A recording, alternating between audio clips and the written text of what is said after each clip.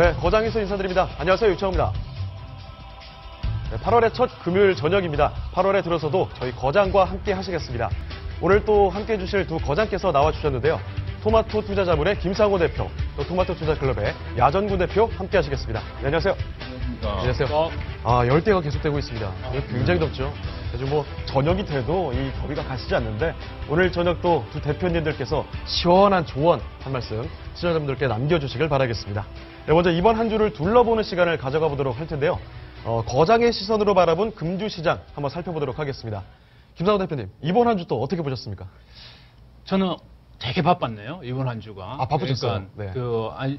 문의 전화가 이번 주에 상당히 많이 왔어요. 그러니까 네. 우리 거장 프로그램이 도움이 되는구나. 그만큼 라고 네. 느낀 게, 그리고 지난주에 깨구락지, 작살, 이런 게 좀 반응이 컸던 것 같아요. 준비한 좀 것보다 강하게 말씀을 네. 드려야지 우리 시청자분들이 네. 혹하시는 게 있나 봐요. 근데 맞습니다. 중요한 건 이제 질문의 내용인데 아주 제가 기분 좋았던 게 이렇게 네. 가야 된다. 어떤 질문이 어떻게 있었을까요? 질문했냐면은 네. 우리가 이 시간을 통해서 또다시 우리 야정근 대표와 제가 이야기했던 게 지수 보지 마라 했잖아요. 그러니까 그렇습니다. 네. 지수에 대해서 예전 같으면 코스피 지수가 어떻게 될까요? 코스닥 600 할까요? 그렇죠. 550 깰까요? 이런 식으로 질문하셨는데 이번에 질문은 어떤 식이냐면 내 수준은 어려운 것 같은데 성장주들은 잘 간다. 경기 민감 업종 중에서. 그럼 이제 걔들이 더 갈 거냐? 어떤 종목을 가야 되냐? 이게 이제 우리가 했던 이야기잖아요. 그게 시청자분들이 제대로 접근하고 있구나. 이제 그렇게 그런 시청자분들과 대화를 하면 기분이 좋아요. 근데 난데없이 또 지수가 1800 깨질까요? 박스권에 갇힐까요? 그 의미 없다고 여러 번 말씀드렸으니까.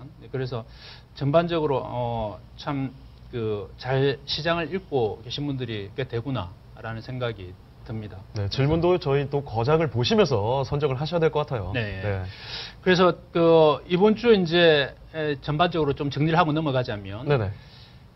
여전히 이제 시장만 보면 불편하죠. 시장 그렇죠. 자체가 보게 되면은 2,000포인트를 또 넘자 말자 또 이번 주 초반에 또 2,000포인트를 또 깨버렸고 다시 간신히 턱걸이는 했지만 지수는 여전히 한 3, 4주째 여전히 또 박스권에 갇혀 있단 말이죠. 못 가고 있어요. 그러니까 반등하고 난 다음에. 그러니 또 지수만 보고 못 매는 사람들은 당연히 이제 힘들게 볼 수뿐이 없죠. 근데 그럼 우리가 차트를 한번 보면서 이야기를 한번 해볼까요? 네. 종목들이 어떻게 지금 움직이고 있는지 한번 보잔 말이죠. 먼저 아모레퍼시픽을 한번 봅시다. 지수는 박스권인데 그러면 모든 종목이 박스권에 안 빠지고 있어야 되잖아요, 그죠? 안 빠지든 가지 말든 네. 그대로 그대로 있든 빠지지 말든 올라가지 말든 지수 대비한다면. 근데 지금 아모레퍼시픽은 어떠냐면 한 달째 44만 원에 있던 주가가 네. 오늘 종가사 36만 원이에요. 그러니까 지수는 제자리인데 쟤는 무려 거진 20%가 빠졌다. 굉장히 지금 많이 빠졌네요. 네, 이거 뭐 하는 종목이란 말이죠, 그죠? 덜 빠진 거예요. 그래서 제가 봐도 더 빠질 것 같아요. 앞으로 저는 조금 반등 나와봤자 아무런 의미가 없는 거예요. 저는. 화학주에 비하면은 쟤는 양반이지. 사실 이런 종목 그렇죠. 바로 네. 지난주에 우리가 그 이야기했죠. 지난주 예전에 우리가 이런 이슈를 한번 다뤘던 적도 있는 것 같아요. 네네. 바로 이제 5배 오른 종목 조심해라. 10배 오른 종목 쳐다보지를 마라. 맞습니다. 그랬잖아요. 네. 저게 바로 5배 오른 종목이고요. 또 하나 더 볼까요? 한미약품 네네. 한번 봅시다. 제약주입니다. 방금 우리 야정훈 대표님께서 이야기하신. 제가 한 3, 4년 동안에 10배가 오른 종목이에요. 한미약품이요. 네, 한미약품이. 네. 근데 쟤도 지금 70만 원 찍고 난 다음에 계속 지금 무너져가지고 58만 원이에요. 굉장히 위태로운 모습이네요. 뭐 하는 주가냔 말이죠. 사실 아모레퍼시픽이나 한미약품 이런 종목들은 저희가 이 거장 첫 해부터 계속해서 대표님들께서 말씀해 주셨던 그런 종목 아닙니까? 그렇죠. 네. 또 우스갯소리 하자면 이제 깨우라치 된 종목 아닙니까? 이거 완전히 거의 소위 지금 그렇죠. 박살이 나고 완전 있다. 쫙 깔린 종목이잖아요. 완전 깔려버린 종목이잖아요. 네네. 그러니까 자, 그러면 이제 우리가 봅시다. 지수가 묶여 있는데 지수는 플랫인데 네. 빠진 종목이 있다면 지수는 평균이잖아요. 전체 그렇죠. 합의 나누기니까. 그러면 빠진 종목이 있단 말이에요. 그럼 반대로 어떤 종목이 있나요? 또 올라가는 종목이 있지 않을까요? 그러니까 평균이 다 빠졌다면 지수가 어떻게 됐을 거예요? 지수가 빠졌겠죠, 그죠? 그 반대로 보게 되면은 삼성전자 같은 종목은 지금 신고가를 계속 경신을 하고 있단 말이에요. 158만 원 찍고서는 오늘 156만 원. 한 달 사이에 주가가 140만 원대에서 150만 원대로 좀 올라갔단 말이죠. 그러니까 또 한 종목 보게 되면 LG 디스플레이입니다. LG 디스플레이도 지금 보십시오. 한 달 동안에 주가가 계속 올라와서 2월 저점 대비해서는 지금 40%가 주가가 올랐어요. 그러니까 아모레퍼시픽, 한미약품 이런 업종 제약주와 화장품주의 대표주들이 계속 꼬로박고 빠지는 동안에 얘는 네. 결국 반대 방향으로 상승을 하고 있단 말이죠. 또 하나 더 봅시다. KT입니다. KT도 한 달 동안에 주가가 지금 2만 원대 후반, 3만 원대 초반 있던 것이 지금 33,000원, 32,300원 종가까지. 얘도 10% 정도 올라졌단 말이죠. 그러면 우리가 지금 중요하게 봐야 될 게 뭐냐라는 이제 답이 나오죠. 핵심은 누누이 네. 지금 이야기하고 있는 지수가 아니라 종목이다. 지수가 아니라 종목이다. 네. 네. 그러면 종목에서 정확히 나오는 게 있어요. 제약주 아니고 화장품주 아니고 반면에 지금 보니까 IT고 통신이고 IT와 통신. 그렇죠. 네. 그렇다면 뭐 차트를 굳이 뭐 제가 내밀지는 않겠습니다. 그런데 그 외에 지금 보게 되면 AP 시스템, 뭐 아바코란 종목 이런 건 뭐냐면 OLED 부품주들이에요. 장비주 부품주. 이전부터 말씀해 주셨던 그런 종목들이죠. 맞아요. 네. 나왔네요. 얘 지금 일주일 만에 주가 꼬로박고 있을 때 일주일 만에 양봉 4개 내면서 주가가 17만 원에서 17,000원에서 22,000원을 가게 됩니다. 흐름 상당히 좋습니다. 네, 그러니까 무엇이 중요하냐 이런 요즘 그 무엇이 중요한지를 저희가 제대로 알아야. 요즘 그 유행이죠. 누가 이야기했지 그거를? 갑작스러운 이유가 깜짝 놀랐습니다. 무엇이 네. 중요한지 전라도 사투리인가요? 그렇습니다. 뭐 표준말로 하자면 무엇이 중요한지 알아야 된다. 어느 게 빠지고 어느 게 올랐는지 저희가 그렇죠. 무엇이 중요한지를 제대로 봐야. 시장에서 뭐가 지금 중요한지를 알면 지수가 전혀 두렵지 않을 거 아닙니까? 그죠? 수익 내는 게 뭘까? 어떻게 해서 내가 수익 낼까? 이런 고민하기에 바쁜 시간에 지수 때문에 묶여 있고 또는 뭐 저런 것들에 묶여가지고 어떻게 할까요? 한다면 정말 답이 없죠. 그냥 제가 봐서는 연말까지 손실 많이 하다가 또 세월 다 그렇습니다. 보낸단 말이죠. 네. 파란 색깔로 빨간색 네. 못 보고 수익 못 내고. 그러니까 철저하게 지금 그 종목에 좀 집중하고 네. 또 분명히 시장이 너무나 차별이 되고 있잖아요. 네네. 그 종목들이. 제가 봐서는 이건 2017년도까지 갈 것 같아요. 성장주들의 상승이란 게 작년에 안 좋았잖아요. 삼성전자도 안 좋았거든요. 근데 올해 이제 뭐 시작이란 말이죠. 그러면 저는 이 성장주들의 상승은 외국인들, 그냥 또 수급상 외국인들이 끝나지 않습니다. 뒤차로 또 기관들이 또 들어오거든요. 그렇게 외국인의 되면 기관들까지? 2017년도까지의 어떤 상승 모멘텀이 수급적으로도 있다 이렇게 보거든요. 그래서 철저하게 지금 질문하고 시청자분들이 질문하고 계신 그 성장주가 어떨까요? 그 성장주 내에서 뭘 공략할까요? 그렇게 접근하시는 게 저는 철저하게 수익으로 가는 길이다 이렇게. 알겠습니다. 최대한 구체적으로 좀 접근을 해야 되겠다 이런 그렇죠. 생각이 듭니다. 네. 네, 그러면 야정구 대표님께서는 또 이번 한 주 어떻게 좀 보셨는지 한번 듣고 싶은데요. 네, 계속 말씀드리지만 네네. 그 2011년도부터 우리나라 주가는 계속 2,000선이에요. 네네.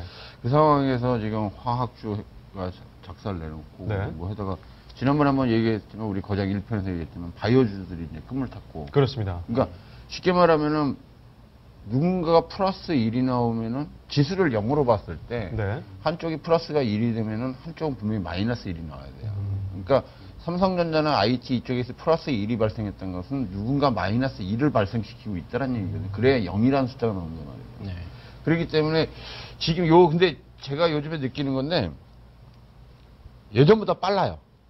그 속도가요. 예, 예전에는 돌아가는 순번을 타는 게 1년 반 정도 걸렸거든요. 이렇게 휘전해서 다음 타자로 넘어가지고 또 하는데 요즘에는 보니까 한 3개월 정도 컸어요. 3개월 정도. 그만큼 네. 빨라졌다는 얘기인데 빨라졌다는 얘기는 우리가 의미를 부여를 굳이 한다면은 물이 처음에 끓기 전에는 처음에 뽀글뽀글 이렇게 가죠.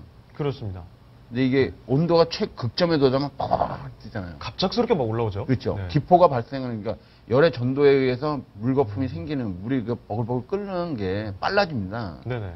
그와 같이 처음에는 버글버글 이렇게 끓다가 뻐글뻐글 이렇게 끓는 거거든요. 근데 지금 돌아가는 우리나라 주식시장 자체가 그런 것 같아요.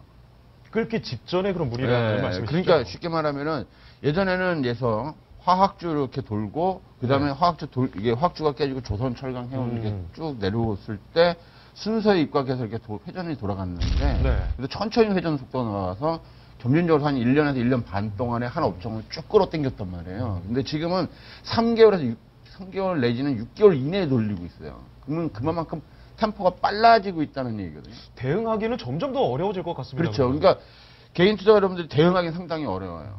아까도 우리 김상원 대표가 말씀하신 게 맞는데 지수 2000인데 지금 아모레퍼시픽 작살났고 뭐 의학적 화장품은 다 작살난 거거든요. 그럼 쟤네들이 마이너스 1로 갔다면 플러스 1이 존재하기 때문에 그렇죠. 플러스 1은 지금 LG 디스플레이라든지 뭐 IT 쪽하고 반도체 관련주들 이렇게 해서 좀 맞춰줬단 말이에요. 그다음에 증권 관련 일부하고. 그러니까 결국 이 돌아가는 회전 속도가 굉장히 빨라지고 있다 이거죠. 그다음에 오늘도 보면은 거래소는 이제 방어를 해주지만 코스닥 쪽은 흔들리고 있다는 사실은 전체적인 흐름 메커니즘에서 본다면 코스닥 쪽에는 이제 개인 투자 여러분들이 많이 들어가 있는 상태고요. 그러니까 성동격서라는 말 아세요? 어떤 뜻일까요? 이게 하고 이쪽에서 이제 동쪽에서 시끄러운데 공격은 서쪽이에요. 인천 상륙작전 생각하시면 될 거예요. 인천 상륙작전 인천에 메가더가 들어가는 것처럼 한 게 아니거든요. 다른 지역을 공격하는 것처럼 했고 인천으로 이거 쉽게 말하면 뒤통수 치는 거예요. 그렇죠. 기습 공격을 그냥 확 가해버린 거죠. 그러니까 주식시장도 그렇다고 보시면 돼요. 그러니까 시끄러운 쪽은 지금 최근에 보면 바이오주나 화장품이나 이런 쪽이었던 거예요. 예전에 몇 개월 전에 분명히 야정훈 대표께서 그 이야기를 하셨던 것 같아요. 그죠? 바이오주 조심하라, 제약주 조심하라 하고 이야기했고, 진짜 이거 거장을 1에서부터 쭉 돌려봐도 늦지 않았고 다 도움이 될 것 같아요. 그렇죠. 그때만 조심했더라도 그렇죠. 분명히 그런데 시청자분들 중에 조심했던 분들도 계셨을 것 같아요. 맞습니다. 방송 한 번 보고서는 대박인 거죠. 지금 좀 엄청나게 빠졌으니까. 저희가 뭐 향후 전망에 대해서 계속 말씀을 드리고 있으니까요. 그렇죠. 그러니까 이렇게 된다는 것은 결국적으로 본다면은 시장의 그 룰을 정하고 있는 세력들이라고 그러죠.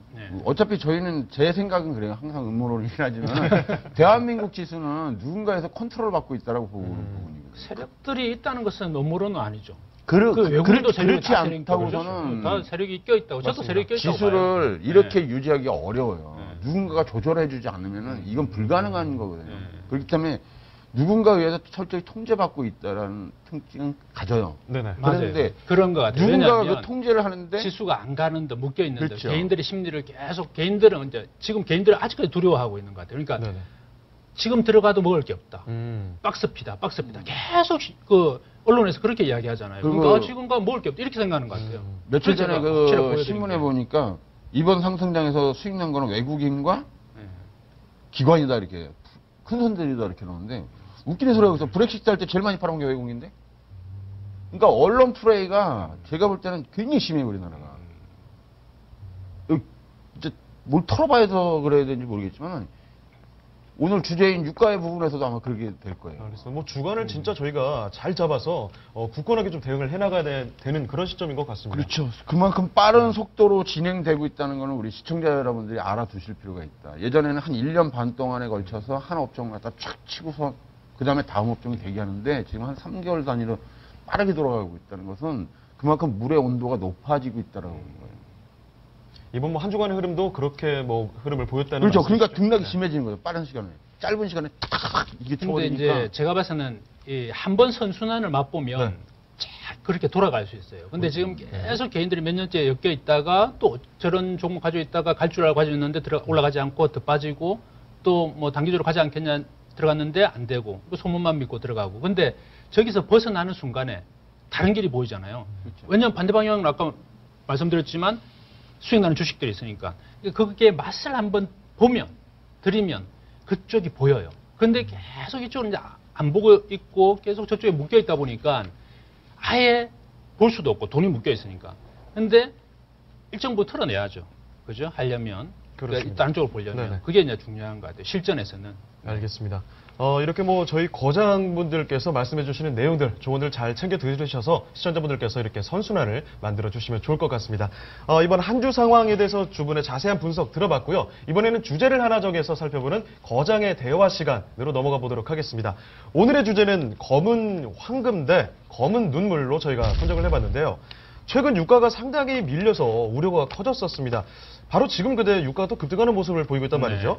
시장 방향을 종잡을 수 없는 상황인 것 같은데 최근에 저유가였던 이유를 좀 김상호 대표님께서 한번 자세히 설명 좀 부탁드리겠습니다. 우리 PD분들이 제목을 기가 막히게 잘 지었네요. 검은 황금. 황금과 눈물. 그렇습니다. 이게 유가를 표현한 거잖아요. 석유를 표현한 거잖아요. 맞아요. 그러니까 이게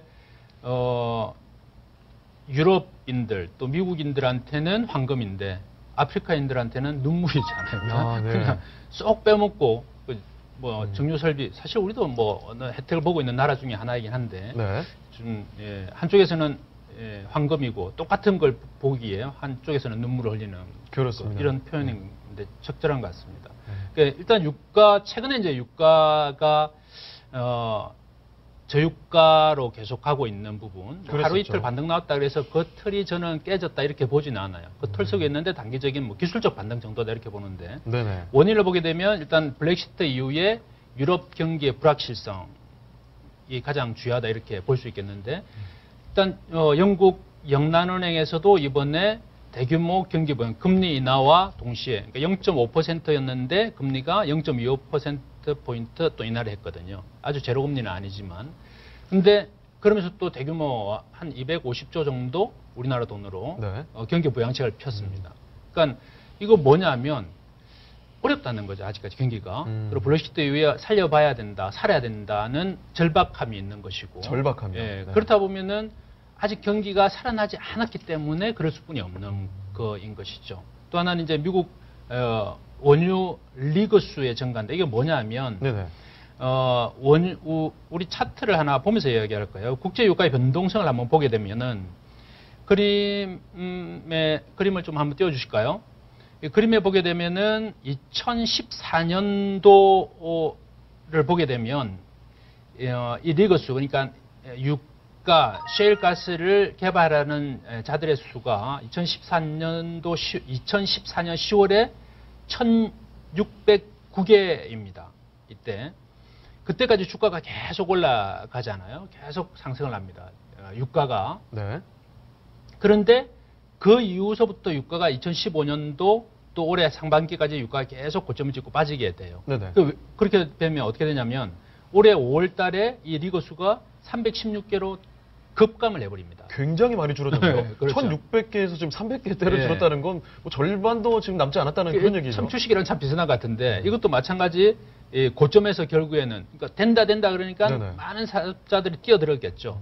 근데 그게 이제 고점에 물린 거고 네. 나중에는 장비값도 제대로 못 거두고 적자 나게 되는 그러니까 손 씻고 나가게 되는 그러니까 유가가 왜 네. 계속 빠져버리니까 그 이전에 이제 2010년도, 11년도, 12년도에 네. 설비 투자해서 개발한 자들은 수익을 많이 올렸지만 네. 결국 2014년 말에 들어왔거나 2015년에 들어온 자들은 이런 식으로 다 쪽팔차고 나가는 그런 경우가 주식으로 되거든요. 말하면 선침해야. 굉장히 뭐 그렇죠. 익숙한 상황 선침했던 아닙니까? 자들은 먹는 거고 뭐고. 따라가고 고점 잡은 자들은 고침해로 빠지는 거 똑같은 거예요. 왜냐하면 수급 논리잖아요. 그렇습니다. 이게 주식도 네. 수급이고 이것도 마찬가지 수급이잖아요. 수급과 공급이잖아요. 계속 들어가다 보니까 그렇죠. 수급하는 공급이네. 자보다 공급 쓰는 자가 많으면 올라가는 것이고 네. 공급하는 자보다 수급하는 자가 작으면 빠지는 것이고 똑같은 논리잖아요. 이제 이렇게 된 것이고 또 하나는 이제 캐나다 생산량의 회복 전망. 또 하나 중요한 것인데 네네. 중국의 실물 경제가 여전히 둔화했죠. 그러니까 뭐냐면 소비가 둔화되고 없는 것이죠. 석유를 쓰는 자들이 네. 예전보다 훨씬 줄어들어 있는 상태이니까 수요가 부족한 거죠. 공급은 늘어나고.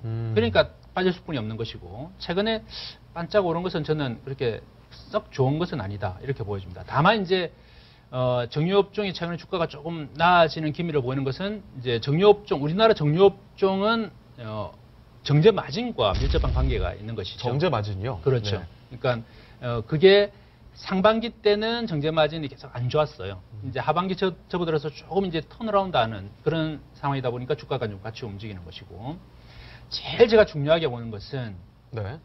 오늘 우리가 주제가 이제 유가인데 네네. 이 유가와 증시. 정시와는 별개로 보셔야 된다. 아, 별개로 보셔야 된다. 네.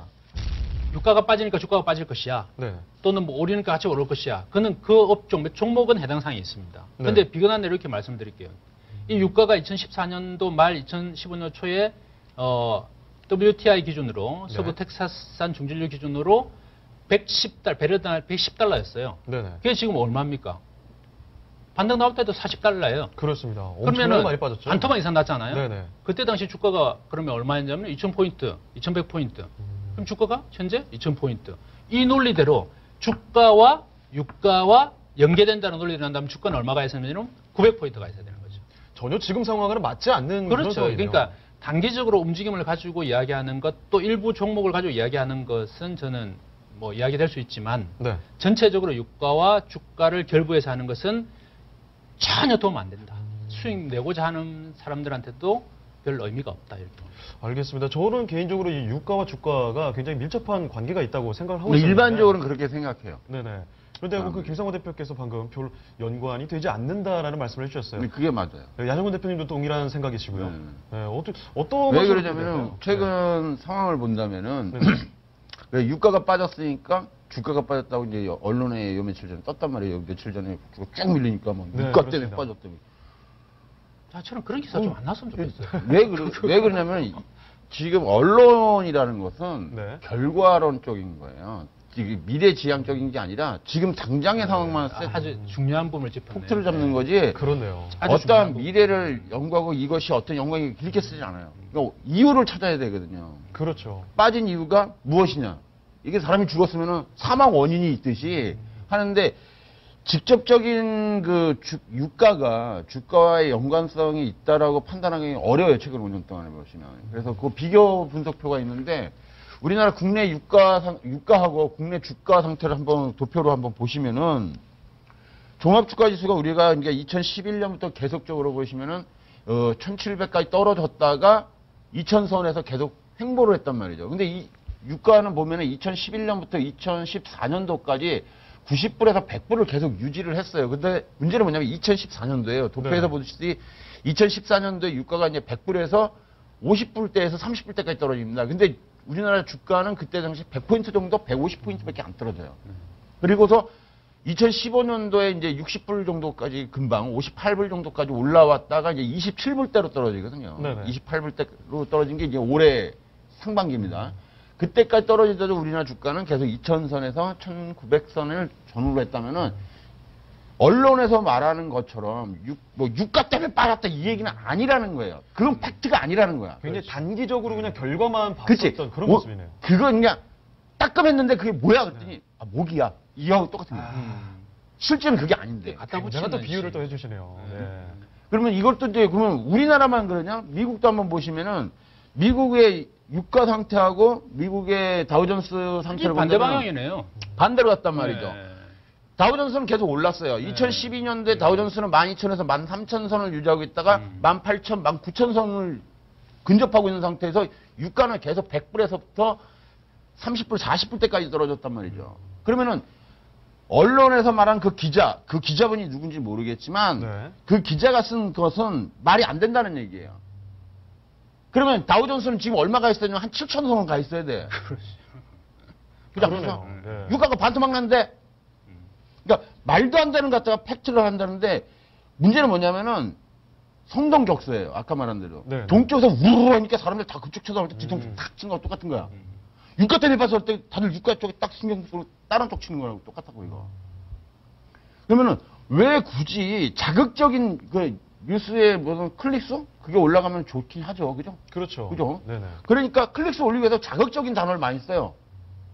근데 실제 팩트는 그게 아닌데 시장의 팩트는 그게 아니에요 지금.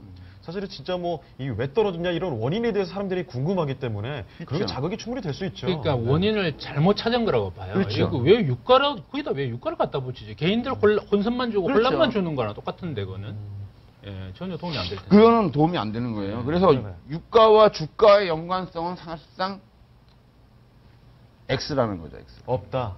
오히려 반대 방향이다. 오히려 반대 방향. 그렇죠. X잖아요. 네, 반대 방금 방향이잖아요. 보면 그럴 수도 있겠네요. 그러니까 네. 알겠습니다. 그럴 수도 있는 게 아니라 그런 왜 거예요. 그러냐면은 그래요. 종합주가라는 것은 유가 하나만 영향을 주는 게 아니에요. 반도체도 그렇죠. 있죠, 맞아요. 기계 장비도 있죠, 의학도 있죠, 의료도 있죠, 바이오도 있죠, 뭐 엔터테인먼트도 있죠. 여러 가지 복합적인 거란 말이죠. 유가 하나 빠졌다고 해서 주가가 확 밀렸다. 그건 말이 안 된다는 얘기예요. 왜냐면 다른 거는 뭐 다른 애들은 뭐 바보요? 야 중동으로 가자고 다 가? 나를 따르라 중동으로? 네네. 여러 가지 이유 중에 하나다. 하나에 그렇지. 불과하다. 하나에 네. 불과한 건데 전체 시장 메커니즘에서 볼 때면은 전체 시장에 그만큼 충격을 가할 만큼의 저기는 아니라는 거예요. 그리고 1970년대 오일 쇼크. 네네. 그걸 그때 당시에 우리가 첨단주가 없었잖아요. 1970년대 우리가 컴퓨터가 있었어요. 반도체가 있어요. 그런 게 없었단 말이에요. 그거는 맞습니다. 그때 당시에는 그 중화학이 전체 시장의 섹터로 봤을 땐 굉장히 큰 범위지만 지금은 중화학이 차지하는 부분은 전체 시장의 20% 내로 줄어들었단 말이에요. 네, 맞습니다. 대신 다른 쪽이 커진 거죠. 반도체가 커졌고 첨단 장비가 커졌고 인터넷 사업이 생겼고 이런 부분들이죠. 마이크로소프트가 1970년에 있었어요. 없었단 말이죠. 그때는 내수 소비라든지 1차 소비 산업군이 전체 시장을 장악하고 있는 상태였고 그나마 첨단주라는 게 TV 만드는 거. 요 정도 급이었거든요. 네. TV 냉장고 정도. 제너럴 일렉트릭 요 정도 급이었는데 지금은 반도체 있죠. 마이크로소프트 있죠. 애플 있죠. 이것이 그때 30년, 40년하고는 다르단 말이에요. 석유가 차지하는 시장이 그땐 컸지만 지금은 석유가 차는 유가가 차지하는 전체 이 지수상으로서 차지하는 비율은 그렇게 크지 않습니다. 그렇기 때문에 직접적인 사망 원인은 아니다라는 거예요. 시대도 많이 바뀌었고요. 그렇죠. 예. 그런데 이 양반은 나이가 한 80 되나 봐. 이 기사가. 옛날 과거에서 오신 게 아닐까라는 생각도 드는데요. 네. 아니야, 나는 이 네. 기자 한 80살 된 것 같아. 그래서 지금 이제 계속해서 두 대표님들께서 네. 이야기를 해주시는 부분들이 유가와 주가가 크게 상관은 없다 네. 이런 말씀을 해주셨는데 네. 그렇지만 지금 같은 이 저유가 상황 저희가 무시할 수 없을 것 같습니다. 계속해서 떨어졌다가 뭐 지금이야 잠시 급등을 하고 있지만 네. 이런 지금 굉장히 많이 밀려 있는데 지금 국제유가의 상황 여기가 바닥이라고 볼 수 있을까요? 아니면 더 떨어질 수 있을까요? 우선 뭐 처음 이야기하셨던 부분부터 이야기하면 우리나라 주가에 정유주뿐이 없다면 네네. SK 이노베이션, S-오일, GS뿐이 없다면 미친 듯이 이것만 파고들어야 되겠죠, 그죠? 이것만 보고서는 올라갈까 내려갈까. 근데 그렇죠. 얘들이 차지하는 비중은 이제 너무나 미약해져 가고 있고 반대로 우리가 먹고 살 것, 앞으로 먹고 살아야 될 것 이런 것들은 완전히 다른 세상, 다른 것들로 가고 있고 종목은 얘 세 종목 빼고 거의 2,000개가 있고 그러면 뭐하러 얘 그러니까 우리 야정구 대표가 정확히 표현한 거죠. 네. 그 한 사람 기자 그 사람 때문에 결국 사람들을 그쪽으로 잘못 몰아가가지고 진짜 뭐 그 잘못된 선택을 하게 만들고 왜 이게 그러냐면은 최고 문제가 3개월 전에 되는 우리 거예요. 거장할 때도 네. 온통 언론에서는 바이오주의였어. 도배질을 했어, 도배질. 맞습니다. 그때 우리 하지 모든- 말라 그랬고. 맞아요. 그러니까 그런 거 같아요. 근데 어떻게 다 모든 국민들을 다 끌고 갈 수는 없으니까. 우선 그렇죠. 시청자분들께 정보를 주는 걸로. 아, 이거 하나 해볼까요? 바닥. 유가하고 진짜 종목하고 연관성이 있는지? 또 새로 준비하신 그 부분이 있을까요? 왜 S-오일 하나만 봅시다. 네, 알겠습니다. S-오일 한번 보도록 하죠. 롯데케미칼도 준비를 했는데 네네. 이것까지 하면은 욕 나올 것 같아. 네. 요 흐름 한번 더 보고 가죠. S-오일 하나 보고 가시죠. S-오일 하나 볼까요? 네. S-오일을 한번 볼게요. 그러면 유가가 네네. 떨어졌다면은 S-오일도 그 상황이 2014년을 꼭지라서 떨어져야 되는 게 맞아요. 근데 S-오일 같은 경우는 17만 원 찍은 게 2011년도예요. 네네. 그때 당시 유가는 110불에서 90불이었고 2014년도 중반까지는 계속적으로 110불이었기 때문에 S-오일이 하락할 요인이 없었어요. 사실적으로. 근데 S-오일은 2011년도에 17만 원을 찍고서 어디까지 떨어졌냐면 이미 유가가 110불을 깨고 이제 90불을 깨고 급락하는 지점이었던 지점이 얼마냐면은 3만 원대까지 떨어집니다. 3만 원대까지. 예. 그게 3만 7천 원까지 떨어지는데 이미 유가가 하락하기 전부터 S-오일이나 롯데케미칼이라든지 LG화학이라든지 정유 이런 정유 네. 뭐 금호석유화학이라든지 이런 석유 화학 업종들은 이미 주가가 이미 다 2011년부터 하락세로 돌아서 있는 상태였어요. 이 얘기를 말을 바꿔 얘기한다면은 누군지 모르지만은 유가가 하락이 온다는 건 예측을 했던 것으로 예상이 돼요. 미리 알고 있었다. 그렇죠. 그렇기 때문에 앞으로 3년 후, 4년 후에는 유가가 하락을 할 거니까 얘의 정제 마진이 떨어질 것이고 그것이 영향을 미치니까 이 종목은 하락할 거라, 수익이 악화될 거라 이렇게도 보는 거거든요. 그러니까 근데 시청자들은 어떻게 봤냐면 유가가 안 빠지니까 석유, 화학, 정유들은 안 빠질 것이다. 아직 괜찮구나. 대마 불패론을 네네. 폈던 거예요. 2011년부터 2013년도까지 계속 종목들이 빠질 때 대마 불패론이 나온다. 화학 봐라, 유가는 안 빠졌다. S-오일이든지 뭐 LG화학, 석유화학 얘네들 차화정. 차화정 그 얘네들 이름을 만들어. 안 빠진다. 제가 그 이름 나올 때 그거 하지 마라 꼭지다 그랬어요. 누군가가 그 이름 기자들이 이제 만들었단 말이에요. 그 말씀을 들으셨어야 될 텐데. 우리 방울도마도에서도 많이 그랬어. 그러니까 차화정이 딱 그때 생긴 말이잖아요. 바로 자동차, 화학, 정유거든요. 딱 그때 이 얘기를 딱 놓고 시점이 본다면은 그때예요. 그 차트 네. 다시 한 번만 열어봐 네. 주실래요? 뭘 보려고 그런 거냐면은 이미 세력들은 유가가 하락할 걸 대비해서 정제 마진폭이 벌어지고 할 걸 알고 있었다는 거예요. 그렇기 때문에 계속 때리는 거야. 개인 투자가들은 야 유가 안 빠졌는데 언론에서는 계속 유가가 안 빠졌다고만 언론 통보가 나왔고 하니까 안 빠지는 안 빠져. 근데 실질적인 거는 이미 급락으로 들어가는 90불을 분기하는 2014년도 10월 달에 이미 SO일이나 얘네들은 이미 바닥권을 들어가 버렸다고요. 근데 더 재밌는 거는 오히려 오일의 가격이 네네. 2016년도에 나옵니다. 16년도. 예, 한 번 반등 줬다 그냥 눌러버리거든요. 60불까지 반등을 줬다가 30불 아래인 28불 선까지 떨어지는데 2015년부터 오히려 유가는 이제 떨어졌단 말이죠. 50불을 깼어요. 올 상반기 때. 예, 네. 그리고 올 나서부터 상반기 때 떨어졌죠. SO일이라서 이런 애들이 다 다시 올라와요. 이 얘기는 뭐냐면은 유가의 상승이 28불에서 30불에 돌린다는 걸 알고 있었던 세력이 있다는 거예요. 누군가는 알고 있었다는 말씀 그렇죠. 아까부터 그렇다면은 드렸는데, 네. 얘네들은 작업을 할 때 네. 제가 처음에 아까도 말했지만 국내 증시를 컨트롤하는 팀이 있을 거라는 거예요. 한국 증시를. 이런 말 하면 또 음모론이라고 얘기해요. 의혹선으로 이 어휘 정리를 좀 해볼까요? 오늘은 음모 말고 의혹 정도로 한번 가보죠. 네. 그렇지 않고서야 그러니까 미래에 유가가 반등이 나갈 걸 했다면은 반등이 나오면 이 종목은 이미 이익으로 돌아설 걸 예측을 했다는 거죠. 근데 지금 뭐 흐름 보면은 딱딱 맞아 떨어지네요. 그렇죠. 그러니까 유가가 바닥을 때리기 전에 종목의 가격은 떨어져 있었고 유가가 한번 들었다가 놔서 한 단계 더 떨어질 때 얘는 이미 올라가 버렸다가 이 얘기는 뭐냐면 유가가 떨어졌으니까 종목이 떨어졌다는 건 아니라는 얘기예요. 그러니까 후행성이라는 거예요. 그러니까 종목을 먼저 봤다면은 아 유가가 움직임이 나와요. 유가를 먼저 보는 게 아니라 종목을 먼저 봐야 돼요. 종목을 딱 보면 왜냐면 주식은요 선반영되는 겁니다. 최소한 6개월에서 2년에서 선반영해서 움직이는 거기 때문에 선반영됐다는 거 뭐예요? 유가가 떨어질 걸 먼저 반응을 했다는 얘기예요, 종목이. 그러니까 유가가 바닥을 때릴 때는 얘는 벌써 올라가기 시작한다고. 그러면 유가가 나중에 돌기 시작해요, 이렇게. 그래서 이번에도 보면은 51불 깨지기 전에 화학주들이 먼저 깨졌어요. 4월 달에 깨졌나 그럴 거예요. 근데 유가가 깨진 거 6월인가 그럴 거예요. 유가 차트 한번 보실래요, 다시? 유가가 나중에 깨지거든요, 유가가. 그러니까 유가가 돈다는 걸 알았는 거예요. 아니까 파버리는 거야. 먼저 돌았다고, 먼저. 아니, 여기 SO이라고 유가하고 나온 거 있죠. 보시면은, 변동성 보면, 저기 보시면은, 4월 달에 SO일이 꼭지치고 4월 초순부터 빠져요. 근데 유가가 빠진 지점은 최근이에요. 그러니까 3개월 후에 유가가 빠지거든요. 51불 때 치고서 계속 4월 달에 보시면은 유가가 올라가요, 오히려.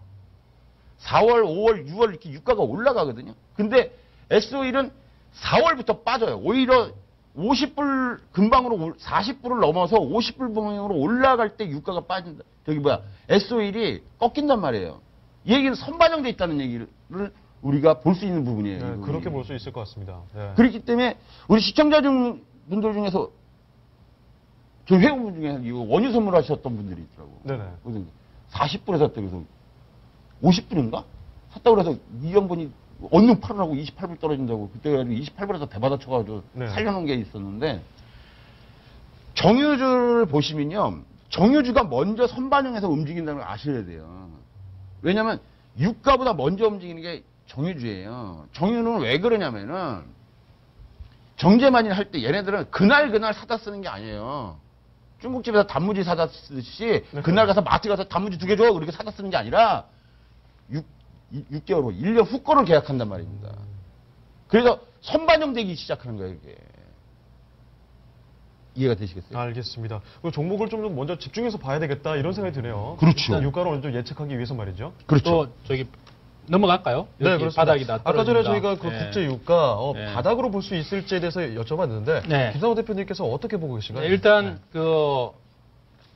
그럼 이제 원인을 찾아야 되고 뭐 네. 때문에 움직이는지를 알아야 되잖아요. 그렇습니다. 그럼 제일 중요한 게 바로 경제 소비 주체입니다. 그러니까 원유를 어디서 제일 많이 쓰느냐가 문제죠. 그럼 네. 바로 그거는 빅2예요. 미국하고 중국이거든요. 네, 그렇죠. 예, 대체적으로 지금 비중을 보게 되면은 미국이 19.6%, 중국이 12.9%로 각각 1, 2위예요.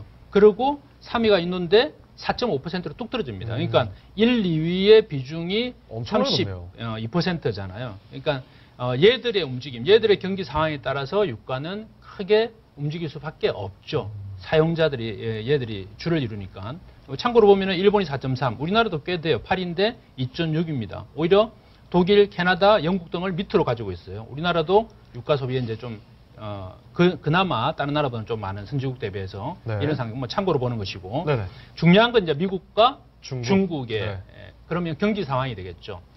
다만 미국은 경기가 나아지고 받치고 있는 반면에 그렇습니다. 중국은 여전히 아직까지 회복을 못하고 있는 부진하죠. 상태라고 네. 봐야 된단 말이죠. 그렇게 본다면 아직 유가가 바닥을 찍었다 이렇게 보기는 대단히 힘들다. 그러면 추세적으로 이제 작년서부터 올 상반기까지 계속 빠졌던 것, 그래서 30불을 깼던 것, 그리고 다시 이제 반등이 나와서 40불이 온 것, 이게 추세를 돌렸냐 하면은 완전히 좀 돌렸다라고 보지는 않습니다. 아직 추세를 돌리기는 어렵다. 네, 그래서 다시 떨어질 수 있다는 얘기죠. 그렇죠. 다시 네. 떨어지거나 또는 이제 박스권에 갇히거나. 그래서 네. 뭐 단기적으로 봤을 때 50불을 뭐 훌쩍 뛰어넘어서 예전처럼 회복하고 이렇게 되기는 힘들 것이다. 그래서 어느 정도 반등이 나온다 그러면 지금도 반등이 나온 상태인데 조정적으로 하지 않겠냐 이렇게 보여지고, 다만 이제 네.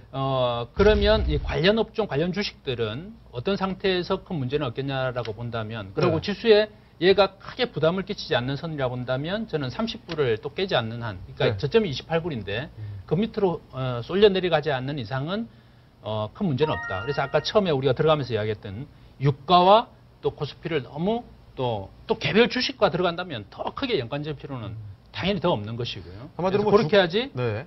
내가 주식에서 우리는 유가나 유가 선물을 하려는 그래 아니잖아요.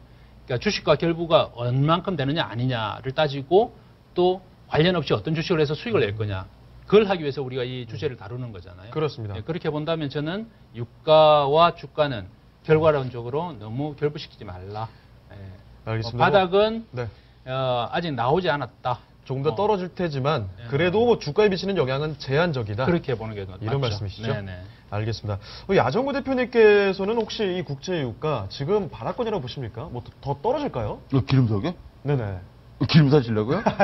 국제유가를 왜 물어봐? 궁금해지는데요.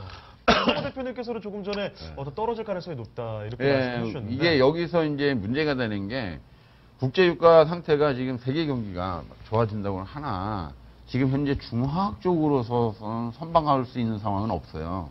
그렇다면은 지금 국제유가를 놓고 봤을 때 지금 이란이 경제 제재 조치를 올해부터 풀었단 말이죠. 그래서 올 상반기 우리 거장 처음에 할 때 그때도 한번 얘기를 했을 거예요. 네 그렇습니다. 그때 되면 근데 다른 나라는 감산을 하자. 유가가 더 떨어지면 안 되니까 감산 쪽의 의논을 갖지만은 네. 이란은 지금 이게 몇십 년 만에 경제 제재를 풀고 많은 돈이 필요한 상태란 말이에요. 그래서 그렇죠. 석유를 팔아서 지금 그 돈을 다 충당을 네. 해야 되는 거고 우리 박근혜 대통령도 가서 그렇습니다. 또 뭐 하고 뭐 낙타 타고 나를 따르라 중동으로 가자 뭐 이렇게 했던 낙타 거고. 타고 따르라 그랬어요? 청년들이요 중동으로 가자 말씀해 낙타 주셨죠. 타고 따라갔죠. 근데 그거 알아요? 우리 요즘 얼마나 열대야죠. 빨리 달릴까? 별 다르지 않습니다. 우리나라가 사우디야. 여의도가 사우디야.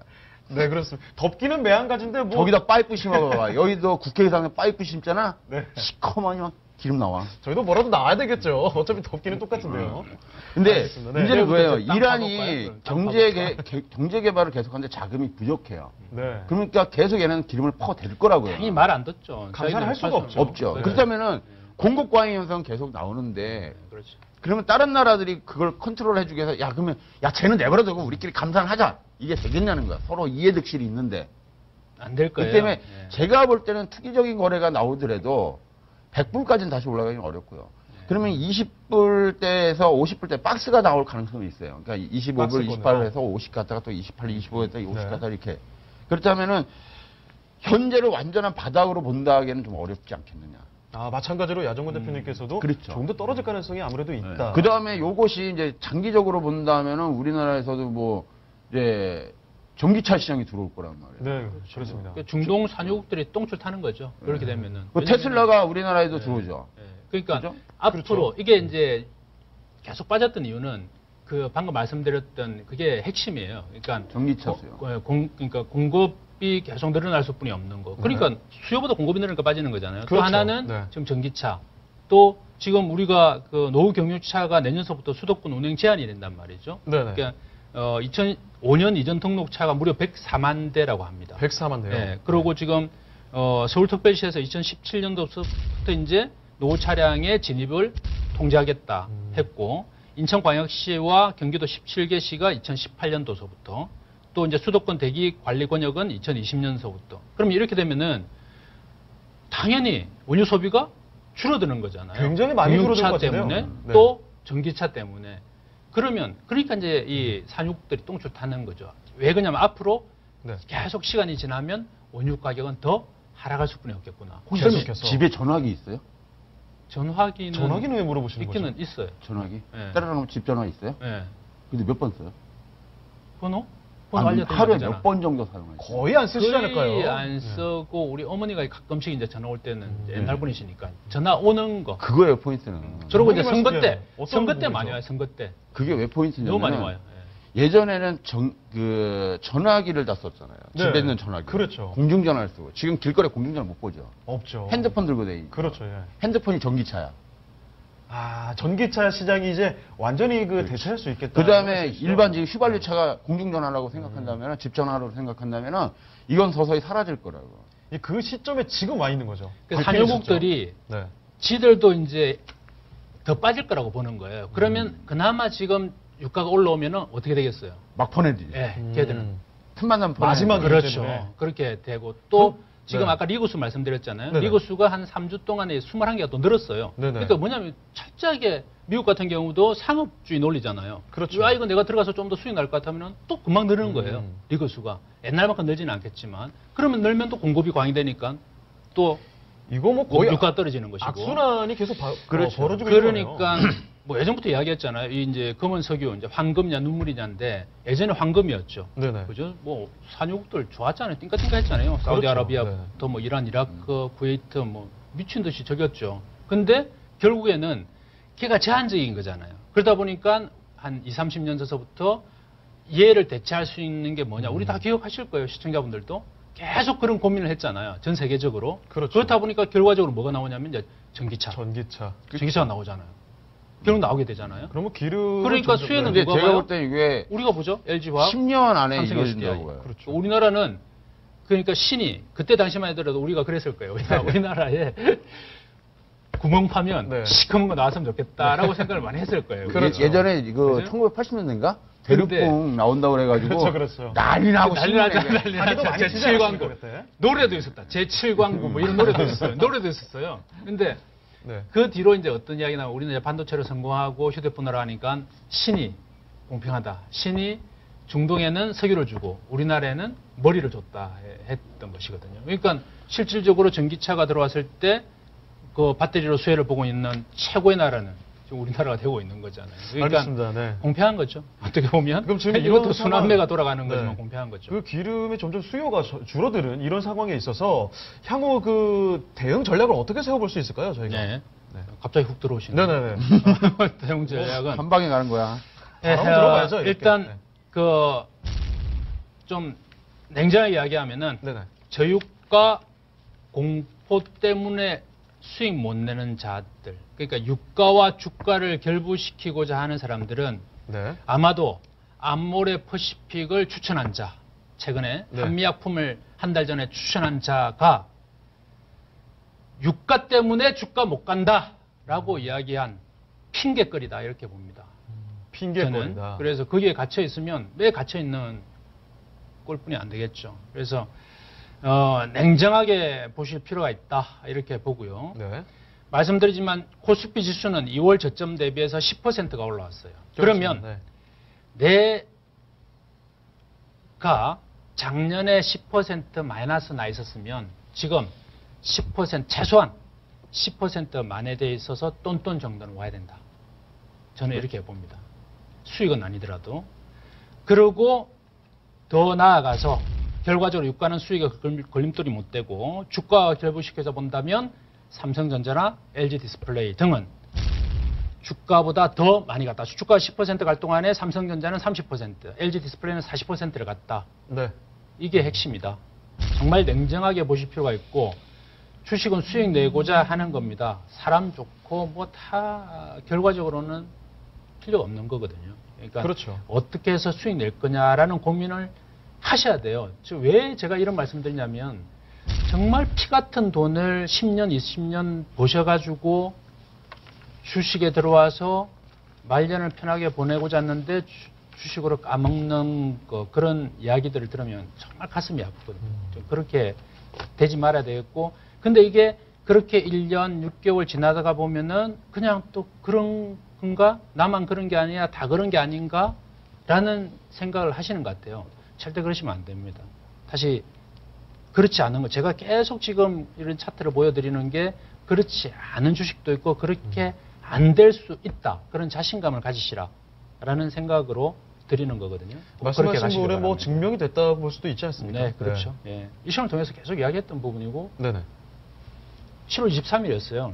여러분들 강연회 때 오셔서 여정훈 대표랑 전화했던 그거 종목들 보시면은 그대로 뭐 답이 다 나와 있는 걸요. 그때 다 나왔던 종목, 이야기했던 종목이고 불과 몇 주만 지나지도 않았는데 확인이 됐던 거니까요. 2주 지났어요. 네, 2주. 네. 알겠습니다.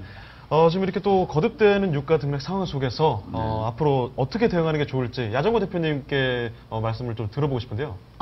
지금 유가 때문에 전체적인 주식시장을 보실 필요는 없어요. 유가를 놓고 보시면 아까도 말씀을 드렸듯이 유가보다 먼저 주식은 종목은 선순환하는 겁니다. 먼저 진행이 돼요.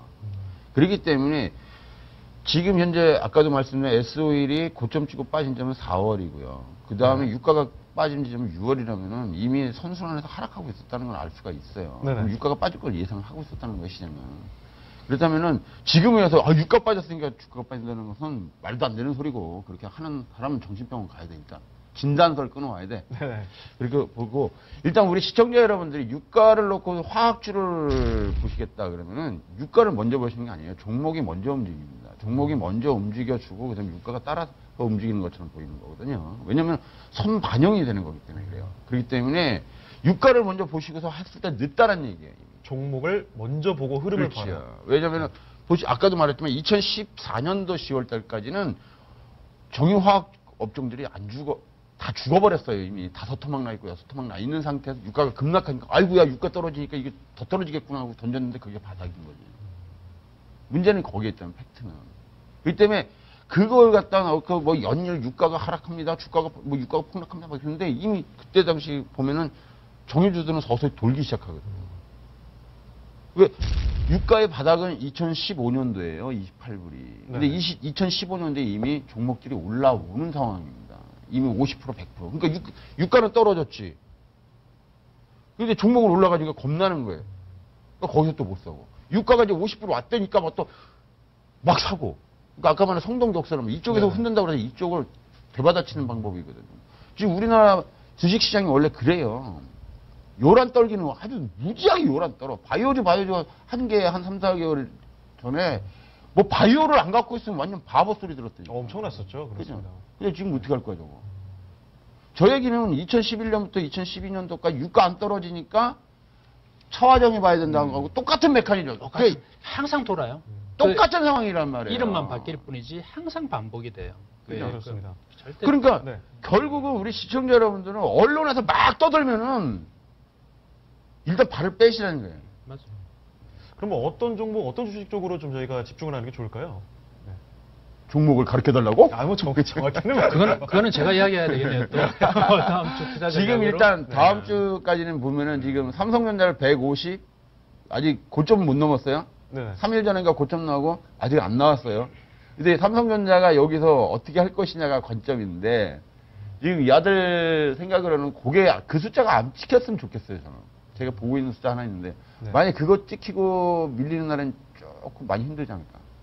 근데 그 숫자가 언제 나올지는 모르겠지만 그 숫자가 과연 나올지 안 나올지는 모르겠습니다. 알겠습니다. 뭐 저희국가 지금 상황에 대해서 좀 더 뭐 덧붙이고 싶은 부분은 없으시고요? 그것보다는 이제 다음 주 전략 뭘 봐야 되는지 말씀드리는 게 더 나을 것 같은데 알겠습니다. 유가에서 빠져나오는 게 좋지 않을까요? 유가는 사실 뭐 주가와 큰 결부가 없다 그랬는데 좀 디테일하게 설명드린 거는 여기에 현혹되지 마시라. 제가 또 강하게 이야기한 것도 좀 제발 현혹되지 마시라. 항상 돌고 도는 것 같아서 말씀드리는 거예요. 이렇게 국제 유가 상황에 대해서 저희가 한번 살펴봤고요. 이번에는 마지막으로 두 거장과 함께하는 다음 주 투자 전략 한번 들어보도록 하겠습니다. 김상현 대표님, 다음 주 투자 전략 어떻게 가져가는 게 좋을까요? 그러면 이제 유서도 어떻게 접근하는 게 좋냐면 이제 유가 때문에 주가가 빠졌다 이런 뉴스는 저는 좀 눈여겨 또는 귀담아 듣지 마시는 게 좋겠고 이제 관련 주식을 가지고 있다 그러면 이제 보시겠지만 전반적으로 투자자들이 그것만 하는 게 아니니까 그런 것보다도 최근에 나온 뉴스가 이런 게 있습니다. 올 10월 이후 이제 미래창조과학부에서 이야기한 건데요. 향후 성장 잠재력이 큰 3개는 자율주행차, IoT, 드론 사업입니다. 드론은 제가 뭐 특별하게 사업이 얼만큼 커질까라는 거는 아직까지 저는 좀 의아하긴 합니다. 근데 네. 세계적으로는 좀 커질 것 같긴 해요. 근데 여기서 이야기하는 것 2개, 자율주행차와 IoT는 한 틀을 만들어 갈 것이다 이렇게 봅니다. 그러면 왜 이제 미래창조과학부에서 이렇게 하냐면 이건 저는 잘하는 걸 봐요. 기업이 먼저 니들 야 돈 지금 니들 싸 짊어지고 있는 거 많잖아. 그냥 내놔 투자해. 안 합니다. 기업들은 돈이 보여야 움직여요. 그러면 어떻게 하냐면 정부에서 물꼬를 터줘야 됩니다. 야 이런 걸로 할 테니까 우리가 먼저 이렇게 투자를 하니 니들이 돈 되는 거 들어와봐. 이거 돈 될 걸? 이제 이렇게 이제 안 되면 안 들어오죠.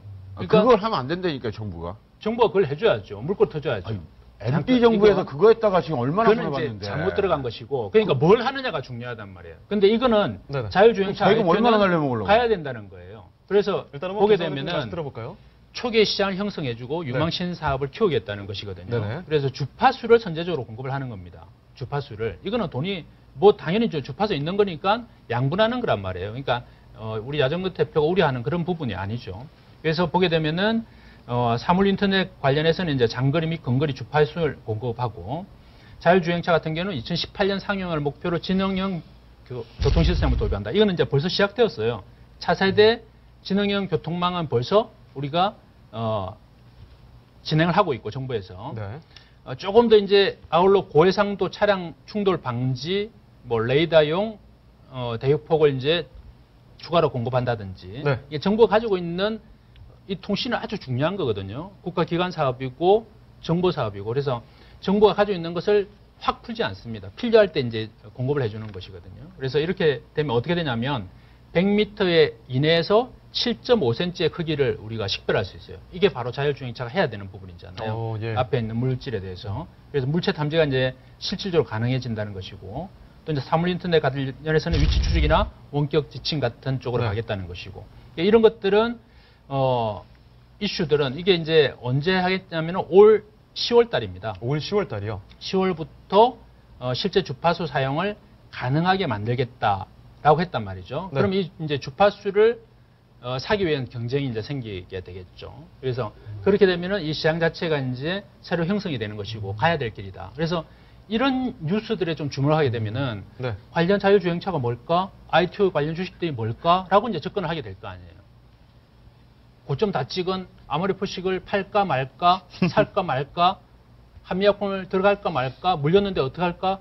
왜 똑같은 시간에 어떤 분은 이런 고민을 하고 어떤 분은 이런 고민을 해야 되느냐. 그러니까 지금 말씀드렸던 이런 쪽으로 고민을 하게 되면은 충분히 제가 보기에는 시장과 상관없이 수익 낼 수 있는 종목들을 얼마든지 찾아낼 수 있다 이렇게 봅니다. 알겠습니다. 지금 김성호 대표님께서 다음 주 투자 전략 말씀을 해주셨는데 좀 시간 관계상 굉장히 짧게 좀 줄여야 될 것 같습니다. 야정근 대표님 다음 주 투자 전략 아주 간단하게 좀 줄여볼 수 있을까요? 다음 주도 좀 다음 주에는 이제 선물 옵션 만기가 있고요. 네네.